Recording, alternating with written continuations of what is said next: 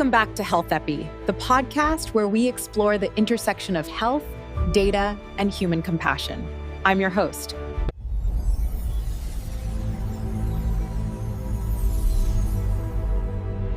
We are embarking on one of the most vital and arguably one of the most challenging missions in modern medicine today. We're going to be tackling the world of rare diseases. And this isn't just a story about, genetics or really complex biology. No, not at all.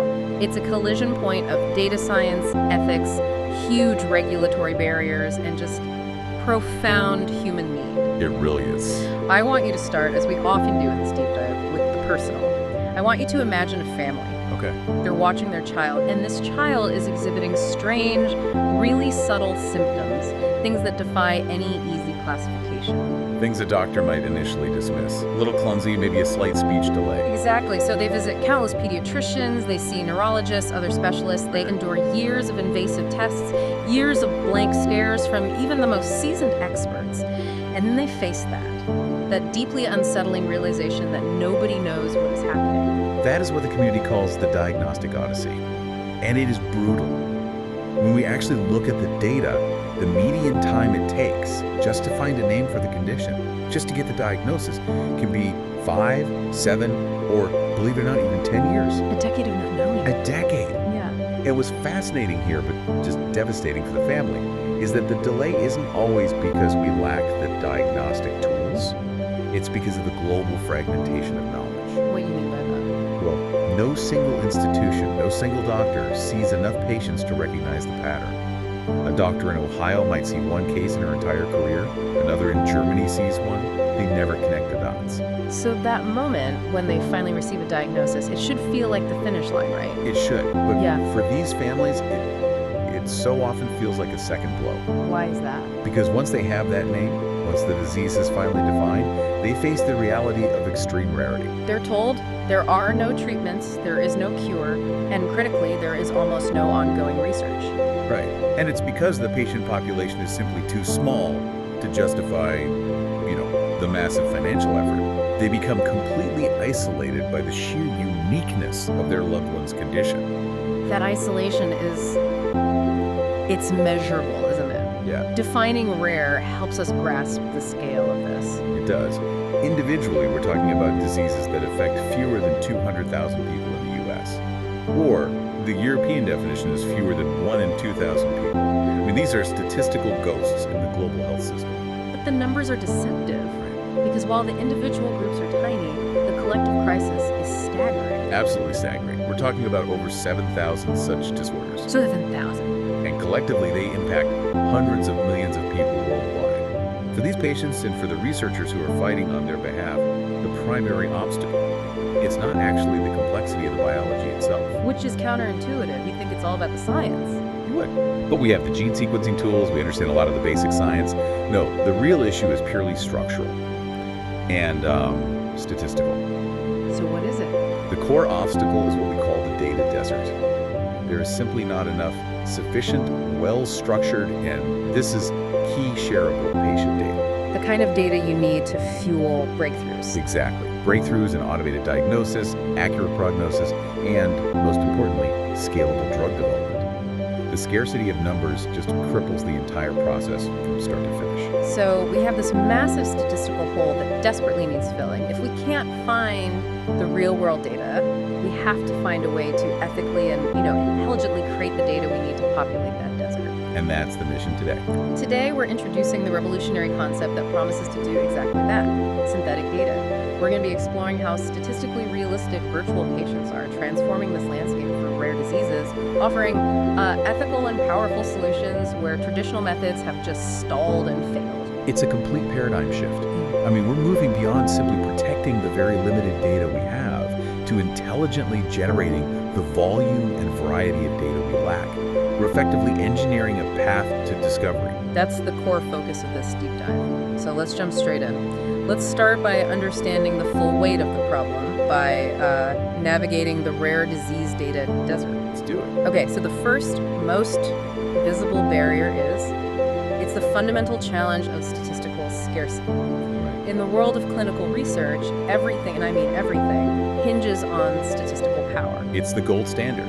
to validate a drug, to prove a therapy works with enough certainty, to get that p-value low enough, you have to run a randomized controlled trial, an RCT. And that demands large, robust groups of people for comparison, a treatment group and a control group. And that foundational math, the very basis of the RCT, simply breaks down when rarity is the defining characteristic of the condition. How so?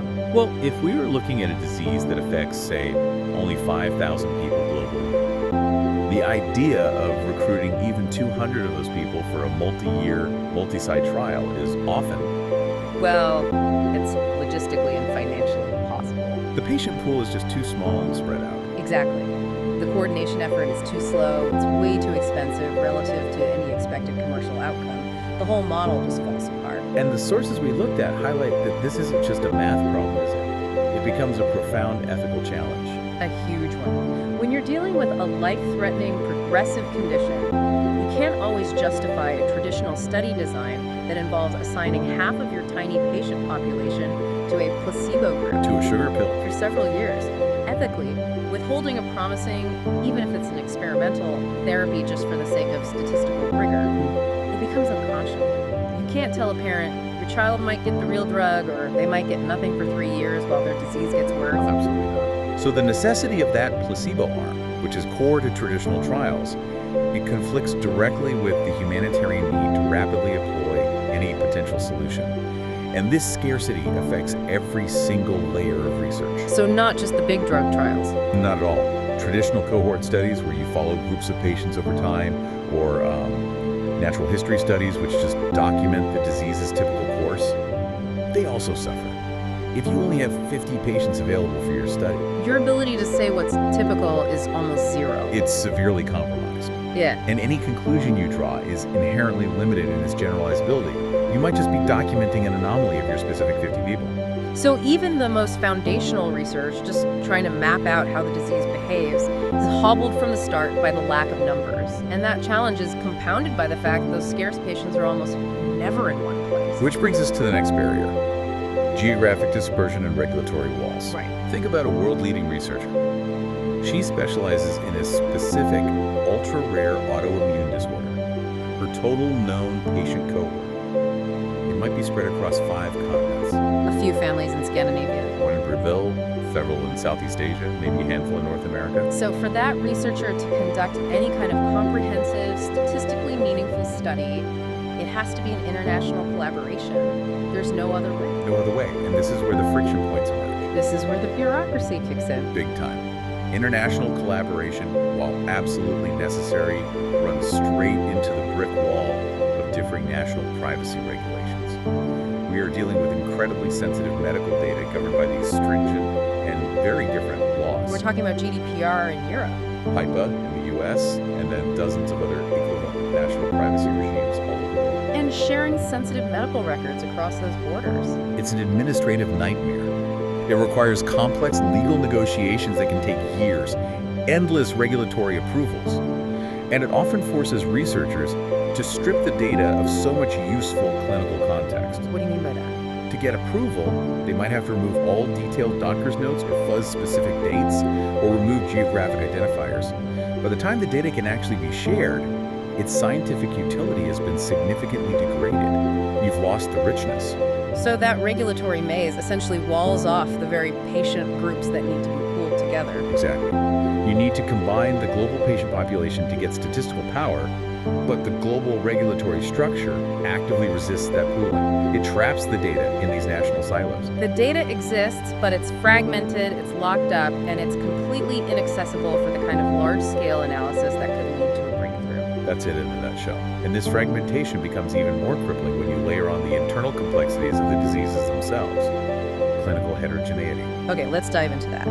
This is where the quality problem really joins the quantity problem. It is. Even within that small global cohort, let's stick with our example of 5,000 people, there is significant variability in how the disease manifests and progresses. Indeed. I mean, we use a single name for the disorder, but what researchers are often looking at is a whole spectrum of expression. It can be driven by environmental factors, epigenetics, secondary genetic modifiers, A whole host of things. So patient A might progress really rapidly. Right, showing severe symptoms in childhood, while patient B lives for decades with a much milder, slowly progressing form of the exact same named condition. And what about treatments? Same problem. Patient C might respond positively to an experimental drug, maybe because of a specific genotype, while patient D shows no response whatsoever. To identify those distinct patient subgroups, I think they're sometimes called endophenotypes. That's right. And to figure out who benefits from which intervention and to discover those subtle predictive biomarkers that tell you where a patient is headed, that requires massive data sets. You need to see patterns that only emerge when you have tens of thousands of data points to account for all that variation. And that is the resource the data desert cannot provide. Exactly. This inherent clinical variability, combined with the statistical scarcity, means researchers are often flying blind. For many of these rare diseases, they are poorly understood at the molecular level. Researchers are essentially, building the map as they walk the path. Wait, okay, if they are building the map as they go, that makes identifying standardized clinical endpoints for trials extremely difficult. Extremely. If you don't know exactly what a successful outcome even looks like across this whole heterogeneous population what is an acceptable slowing of progression? How on earth do you design a robust multi-year clinical trial that regulators will accept? You've hit on a core reason why so many of these trials fail before they even begin. That lack of standardization, that uncertainty about the natural history of the disease is one of the key reasons why funding dries up. It's too risky. It's exponentially more risky. You can't build reliable prognostic tools or effective diagnostic AI until you have enough data points to account for all the variations.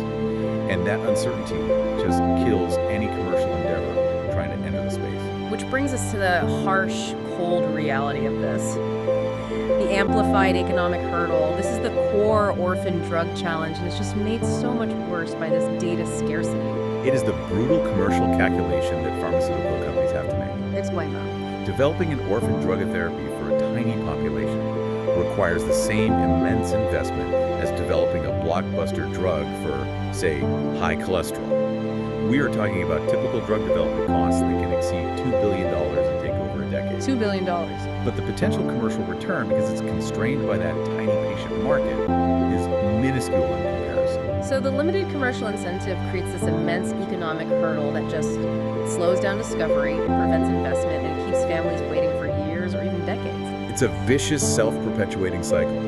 The lack of data makes the research financially unviable, which means no one invests in gathering more data. And adding insult to injury, the scarcity that creates this economic problem also exacerbates the privacy risk, forcing the few who do have data to guard it even more closely. This is a subtle but absolutely crucial point. Let's dwell on this for a second. In a massive population, say a data set covering 10 million people, de-identifying data works reasonably well. You can use anonymization techniques. Right.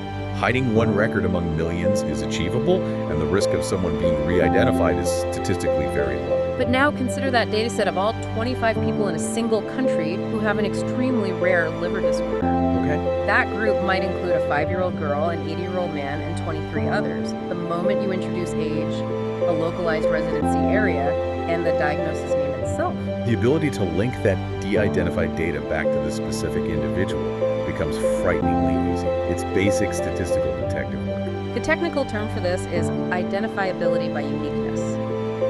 The very thing that defines them, their rarity, is what makes them impossible to truly anonymize. Exactly. The risk of re-identification in these extremely rare disease cohorts is so frighteningly high that the organizations holding this sensitive information, major hospitals, patient registries, university labs, they become extremely reluctant or even legally prohibited from sharing the sensitive patterns they possess. Even if sharing could lead to a cure. Even then, they are protecting themselves and their patients from privacy breaches and litigation. So to summarize this whole crisis before we get to the solution, we have statistical power that's impossible to achieve, regulatory borders locking the data in, internal complexity requiring massive data sets we don't have, high economic risk, and an amplified privacy risk that makes sharing what little data exists extremely dangerous. The scarcity of high-quality shareable data acts as a severe amplifier for every single one of those challenges. It is the definition of a catch-22, and it traps the entire field in a cycle of isolation and lack of progress. That is the true scale of the data desert. But now let's introduce the oasis. This is where the transformative potential of synthetic data steps in, offering a genuinely revolutionary engineering solution to these deep-seated problems. It really is an engineering solution. So let's move into exploring the mechanisms of the transformative power of synthetic data. Let's start with the definition. And there's a critical distinction we need to make right up front. What exactly is the solution? So synthetic data is artificially generated data. It is not collected from a living person. And the key is that it meticulously mimics the statistical properties, the complex patterns, and all the underlying relationships found in the small, real data sets that we do have. So we have to be absolutely clear here. This data is computationally manufactured. Yes. It is built by an advanced algorithm, and it is not copied from any real individual. Imagine a virtual patient record that looks perfectly real. It has lab results, medication history, genetic information. But every single data point was created by a machine learning model. So it carries the statistical essence of the disease. Exactly. Without the identity baggage of a real patient. And that statistical essence is the engine, because it allows for the first core mechanism, which is statistical augmentation. How does that augmentation actually work on a technical level? This is where we get into some really cool technology.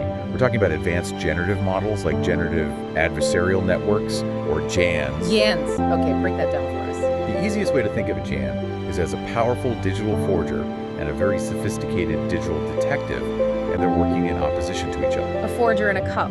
I like that analogy. Precisely. So the generative model, that's the forger, is trained on, say, the 50 real patient records you have. Its only job is to create new virtual patient records that look statistically real.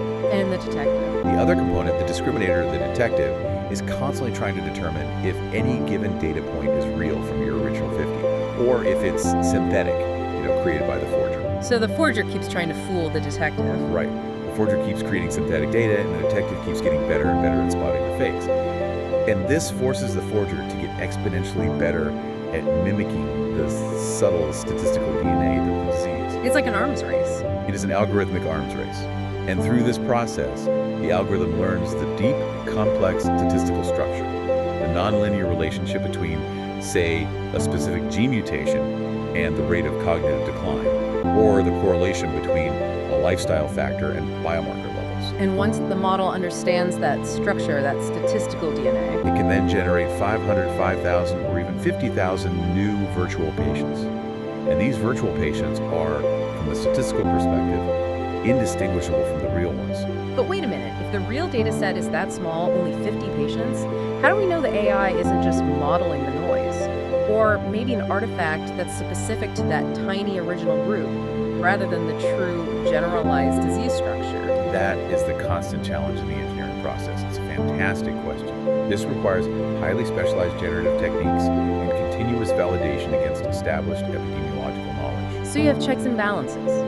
We use techniques like regularization to prevent what's called overfitting, which is basically preventing the model from just memorizing the 50 examples. We want it to learn the rules of the disease, not just the specific data points that were shown. And the output of that is profound. It's game-changing. The researcher who was crippled by a sample size of 50 now suddenly has the statistical power equivalent to a cohort of 50,000. That dramatically alters the power dynamic of the research. And this also enables the second core mechanism, which tackles that regulatory and geographic wall problem head-on, facilitating global data sharing. This is a huge immediate benefit, especially when you think about GDPR and HIPAA and all those other regulations. Because the synthetic data sets contain no real patient information whatsoever. Not a single original date of birth, no medical record number, no real address or location, nothing. It dramatically lowers, it effectively eliminates the re-identification risk we were so worried about earlier. So if the data is breached, or if it's shared across borders, no individual person is harmed because no real person is actually represented in the data. That is the essence of it. And this allows those international research consortia, the organizations that must pool data from across continents, to share this high-utility synthetic data much more quickly and securely than they could ever share the original sensitive records. It cuts through all that red tape. It breaks down the legal and logistical friction caused by those differing national privacy regulations almost instantaneously. So the distinction between this and simple de-identification is critical, isn't it? De-identification is just masking parts of the original data. There's always a residual risk. Precisely. Synthetic data is a complete rebirth of the data. It's brand new. The synthetic data holds the necessary statistical value, all the relationships and patterns needed for scientific inquiry, but without the massive privacy liability of the original source data.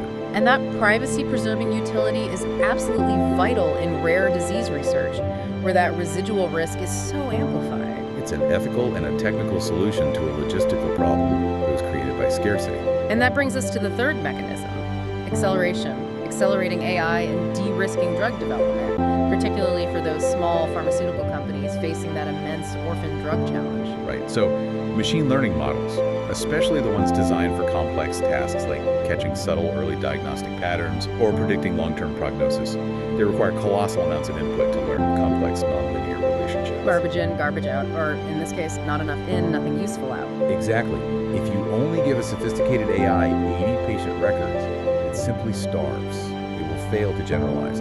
It can't learn to catch those subtle variations that differentiate one patient's outcome from another. So for rare diseases, these highly sophisticated models we hear so much about, they never reach their full potential. Never.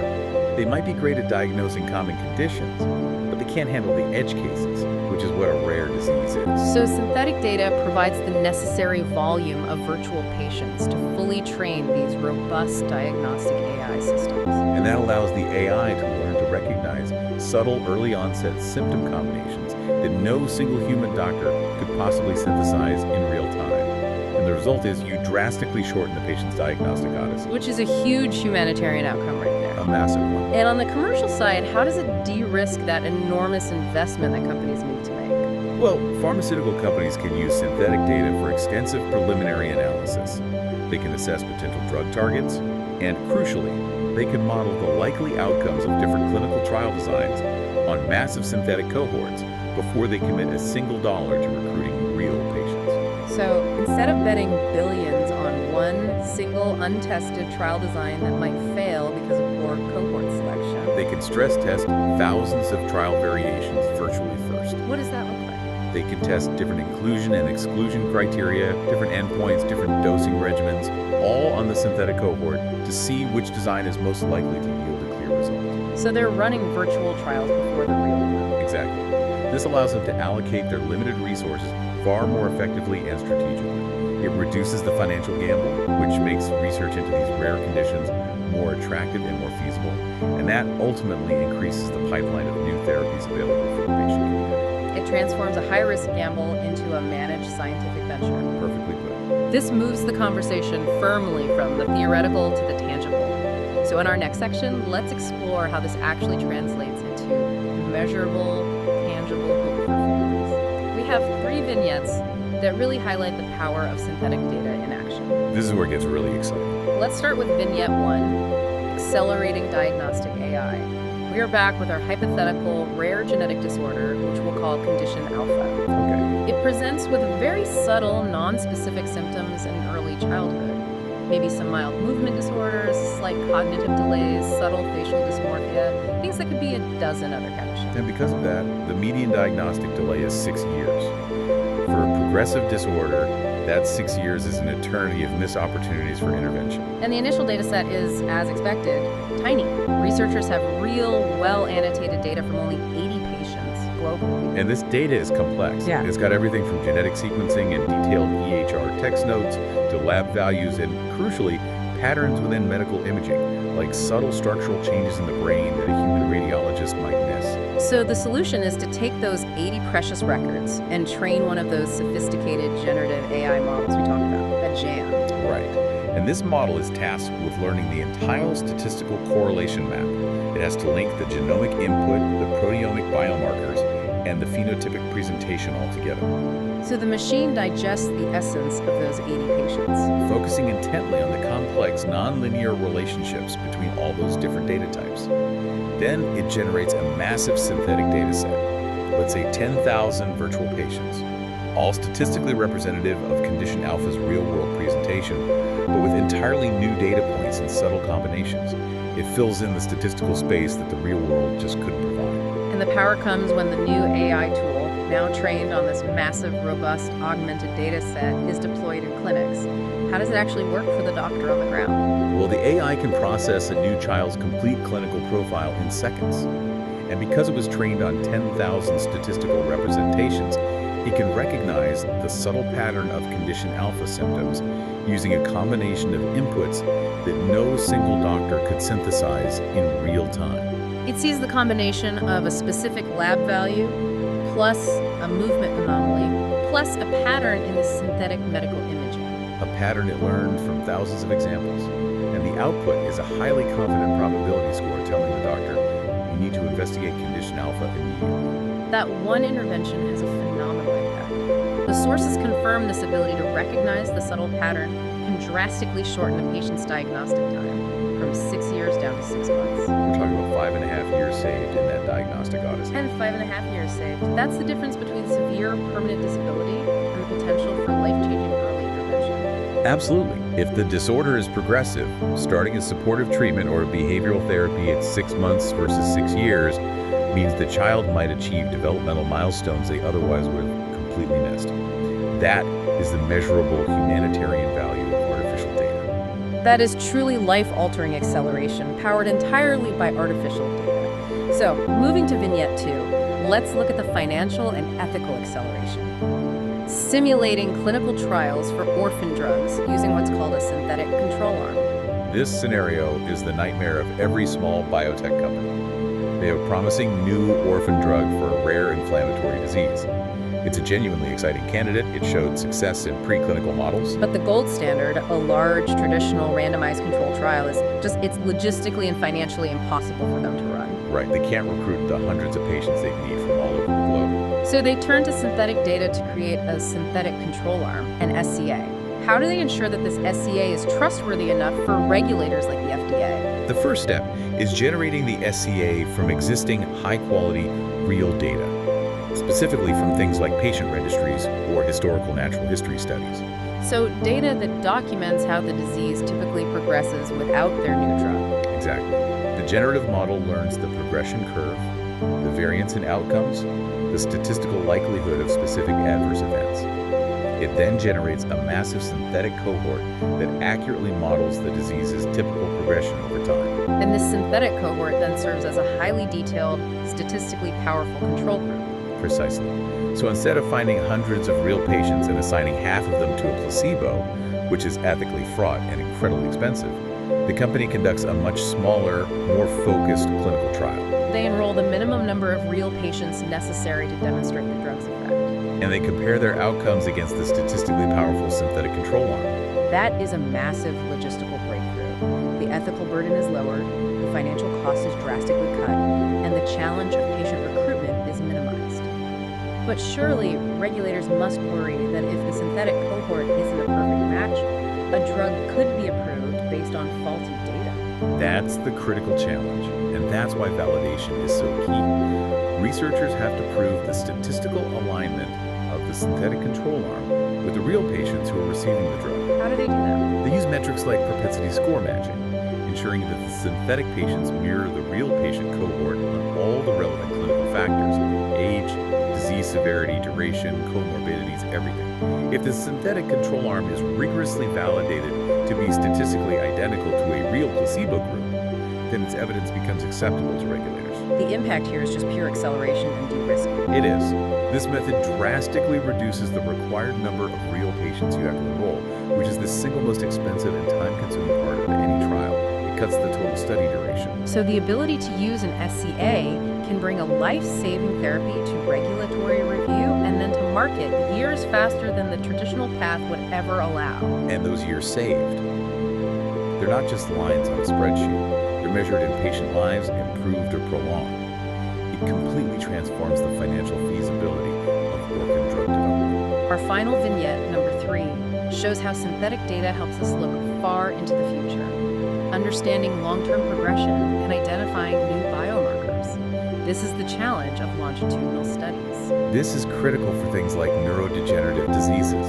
For instance, researchers might be studying a rare adult onset disorder. They could have highly detailed longitudinal data, medical imaging, cognitive scores, clinical notes. but only for 30 patients. And that data might only cover a short time frame, maybe 5 years. Right. A 5-year window on a degenerative condition that spans decades is simply insufficient to understand the disease's full trajectory. You can't get a complete picture, especially when progression rates vary so widely between people. So what's the solution here? It involves training a specialized type of generative model, often something called a variational autoencoder, or VAE, on this limited, real longitudinal data. The model learns the complex statistical nuances of progression over time. So it's not just a snapshot, it's learning the movie of the disease. Exactly. The subtle trajectory shifts, the way symptoms subtly change decade over decade, the frequency and timing of medication adjustments, the shifts in quality of life metrics. It learns all of it. The model then extrapolates from that, generating a synthetic longitudinal data set that statistically captures decades of nuanced progression. Right. You can simulate 20 years of synthetic data points for symptom changes for thousands of virtual patients. You can even fill in hypothetical data points for measurements that were only taken sporadically in the real small cohort. And what can you do with that kind of data set? Analysis of this massive synthetic data set allows researchers to confidently identify subtle, long-term trends and, crucially, potential new biomarkers that predict disease progression years in advance. Something completely invisible in the original 30-patient 5-year study. Completely invisible. For example, they might discover that a minor change in a specific blood protein consistently correlates with severe cognitive decline 10 years down the road. That's a breakthrough in understanding the fundamental mechanism of the disease. It's a game changer for intervention. It is. The impact is that these newly identified synthetic biomarkers can immediately inform the design of the very next round of research. They become tangible targets for new drug therapies. And it helps families. It helps families immensely. It allows doctors to provide far more accurate patient counseling. If a family knows that a specific progression path is likely in 10 years, they gain the crucial ability to plan their resources, their support systems, even their legal arrangements, based on an informed prognosis rather than terrifying uncertainty. It's an engine of scientific insight, leveraging scarcity to ethically create an abundance of knowledge. That's a great way to put it. Okay, this is all incredibly promising, and the impact is obviously profound. But as we always stress on the deep dive, every powerful new technology comes with necessary hurdles and ethical requirements. We have to approach this with realism and rigor. We do. So let's move to a critical discussion of the realistic challenges and ethical trust. We have to begin with the core hurdle of extreme rarity itself. While synthetic data is immensely powerful for augmentation, it is not a magical cure, and it will struggle if the input data is truly minimal. So the primary challenge is ensuring fidelity when the real data set is truly tiny. What if we only have 10 or 15 unique patients globally? At that size, you run a real risk. Are you worried the model is suffering from something called mode collapse, where the AI just learns to generate the average patient and it smooths out all the interesting edges? Exactly. Because in rare diseases, the outliers are often the key to understanding the entire disorder. That is the precise fear. If the generative model is trained on only 10 records, there's a very high risk of overfitting or mode collapse. It might only be able to capture the most common features, failing to accurately represent the rare, defining variations and outliers that are often the key. The outliers that could be the key to understanding unique genetic responses or subtle prognostic indicators. Yes. The generative model has to be sophisticated enough to not just mimic the average, but to truly represent the entire spectrum of heterogeneity. If the model smooths out the edges, the resulting synthetic data is counting. Well, it's useless for addressing the core heterogeneity problem we identified earlier. It simply replaces one form of scarcity with another, the scarcity of variation. You get statistically false uniformity. So the development of these generative models requires continuous, intense research to ensure they are robust enough to capture that extreme heterogeneity inherent in these tiny patient groups. It's an ongoing technical challenge requiring highly specialized data science expertise. And since the results derived from synthetic data must ultimately apply to real patients and influence life-saving decisions, that points directly to the absolute necessity of rigorous validation. You can't just flip a switch and trust the synthetic output. No, meticulous comparison is essential. Researchers have to employ highly sophisticated validation frameworks. They have to constantly compare the statistical results generated from the synthetic data, the distribution of symptoms, the progression rates, the biomarker correlations against real-world outcomes, using a whole battery of validation metrics. We need some concrete examples here. What does meticulous comparison actually look like in practice? It means running multiple statistical tests. For example, using the Kolmogorov-Smirnov test or KS test to ensure that the distribution of key variables like age of onset or symptom severity in the synthetic data is statistically indistinguishable from the real data. And for a synthetic control arm? They'd have to use sophisticated methods like propensity score distribution analysis to verify, with statistical proof, that the virtual patients are perfectly matched to the real trial patients on every important variable. So this can't be a black box operation. If the data is computationally manufactured, the validation process has to be entirely transparent and repeatable. Absolutely not a black box. This is a critical step that requires total transparency and expertise. Researchers must publicly demonstrate that the synthetic insights accurately reflect reality before those insights are used to influence trial design, regulatory submissions, or diagnostic tools for real families. The validation process is often just as resource-intensive as the data generation itself. And finally, we have the crucial human element, ethical oversight and community acceptance. The technology is new, it's powerful, and it's potentially very disruptive. This may be the most important long-term hurdle to scaling the solution. Even with a low technical privacy risk, researchers must ensure synthetic data is used transparently and with the full consent and involvement of the original rare disease patient communities. Because these families have often been marginalized, dismissed, or even exploited by the medical community for years, there's a history of mistrust. A deep history. So, how does the research community effectively communicate this highly technical solution to a family who is simply looking for a cure for their child? It can't sound like science fiction or like they're being replaced. So it's about building a social contract. Exactly. Researchers must clearly communicate that every virtual patient being created is a mechanism to help their loved ones, not a cheap substitution for the real hard work of clinical research or for real patient enrollment when that's feasible. It has to be framed as an augmenting technology that accelerates the use of their limited precious data, not a way to replace them entirely. That clarity and trust are absolutely key to ensuring patient groups continue to share their original, highly valuable, limited data in the first place. Because without that real data foundation, the synthetic house of cards collapses. And what about the institutions? Additionally, regulatory guidance is vital. The regulatory bodies, the FDA in the US, the EMA in Europe, they must provide clear, standardized guidance on exactly how synthetic data can be used to support evidence for drug approvals, particularly in the case of synthetic control arms. So if researchers use this to accelerate a therapy by years, the regulators need to have clear protocols for reviewing and accepting that evidence. They do. Without that clear regulatory framework, without the stamp of approval from the highest medical authorities, the massive financial investment required to scale this innovation will stall, regardless of how powerful the technology is. So these challenges aren't meant to be roadblocks. No, they are the essential path forward. They require continuous refinement of the generative models, open collaboration through international platforms to share best practices, and clear adaptive regulatory guidance to ensure safety, fidelity, and utility. As we wrap up this deep dive, I hope you see synthetic data not just as another, algorithmic trick, but as an ethical breakthrough and a fundamental shift in how we create medical knowledge. I really believe it is. It is a powerful tool for breaking down those immense barriers of data scarcity, regulatory friction, and geographic dispersion that have isolated rare disease communities for decades. The ability to generate these statistically accurate virtual patients.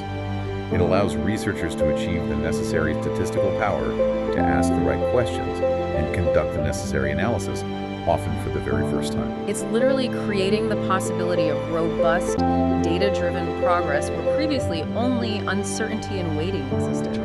Every virtual patient created, every synthetic data point generated represents a profound commitment to breaking that cycle of isolation and neglect. It accelerates the path toward identification, prognosis, and most critically, life-saving therapy, potentially years faster than we ever thought possible. So what does this all mean for you, the listener?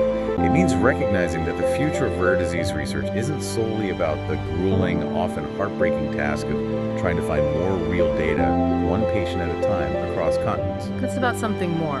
It's about intelligently and ethically creating the data needed to bring answers to families who are so desperately seeking them. This is a fundamental change in how we define and acquire medical knowledge in the 21st century. It is, absolutely. And that leaves us with this provocative thought to mull over. Consider the societal shift required for both researchers and for regulators to view computationally manufactured data as a legitimate and essential scientific commodity. Especially when the stakes are highest. Especially then, particularly when it serves the most underserved, the most isolated, and the most vulnerable populations in all of medicine. We have to find a way to trust an artificial representation of reality in order to save lives and shorten the agonizing wait for those who need answers most.